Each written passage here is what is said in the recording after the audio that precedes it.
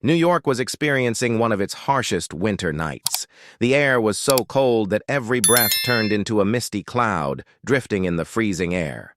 The streets, covered in a blanket of freshly fallen snow, looked picturesque, but beneath this beauty lay an unseen loneliness. People rushed through the city, bundled up in heavy coats, eager to escape the cold. Some were sipping their coffee as they hurried to catch the subway, while others were engrossed in phone calls, quickening their steps. No one looked around, but inside the warmly lit restaurants, a different world existed. People sat with steaming cups in their hands, engaged in conversations, laughter echoing through the air. The clinking of silverware mixed with the delicious aromas coming from the kitchens. And right outside one of those restaurants, sitting alone, was a young man. Dwayne Johnson had just wrapped up a long day. After a demanding film shoot and several meetings, he had decided to have dinner out. He wanted to unwind, to have a quiet meal, and to escape the constant demands of fame. For just one evening, he wanted to be an ordinary person. Dressed in a black winter coat and a beanie pulled low over his head, he walked through the city streets.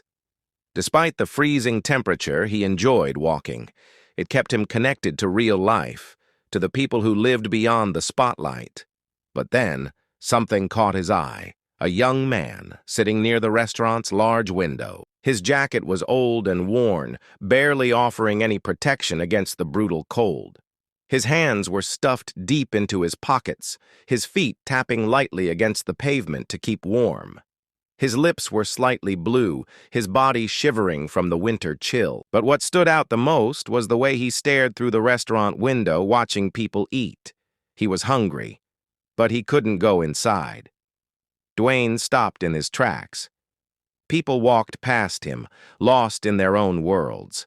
No one noticed, but he did. Something inside him told him to act. Without hesitation, he walked toward the young man. The young man heard footsteps approaching, but didn't lift his head. People rarely paid him any attention, and when they did, it was usually to avoid eye contact. But as a shadow fell over him, he instinctively looked up. Dwayne smiled warmly. "Hey, buddy, what are you doing out here?" The young man hesitated. The question felt strange. Most people either ignored him or turned away, but this man was actually expecting a response. "Nothing, just passing by." Dwayne narrowed his eyes slightly. He knew that wasn't true. But he also knew that pride kept people from admitting their struggles. So instead of pressing him, he shifted the conversation.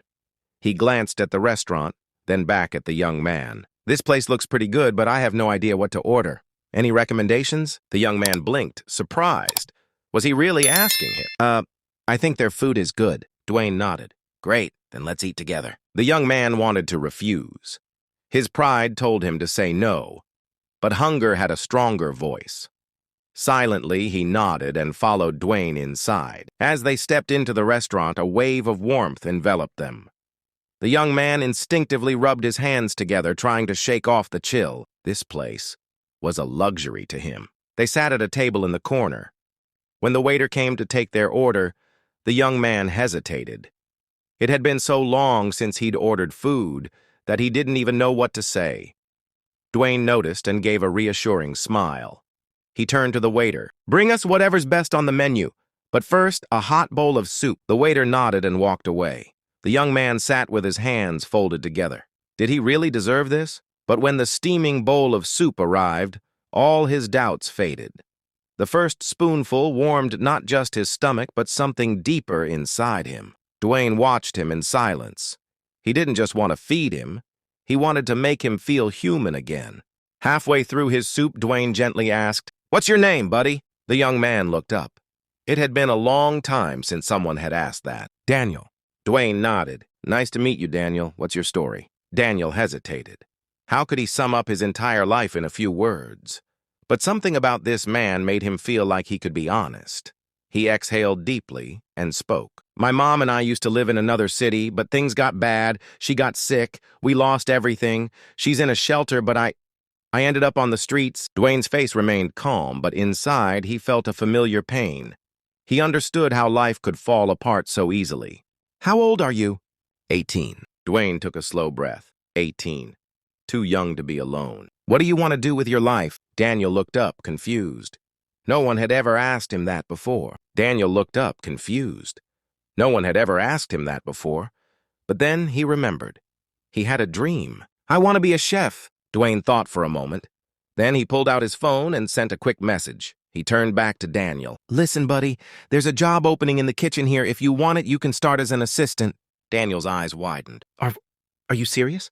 Dwayne nodded. Yeah, but I want something in return. Daniel swallowed, nervous. What? Dwayne smiled. When you become a great chef, promise me that one day you'll give someone else the same chance. Tears welled in Daniel's eyes. That night, he didn't just eat. For the first time in a long time, he felt hope. And years later, when he opened his own restaurant, a sign hung on the door. Everyone deserves a chance. Sometimes one meal can change a life.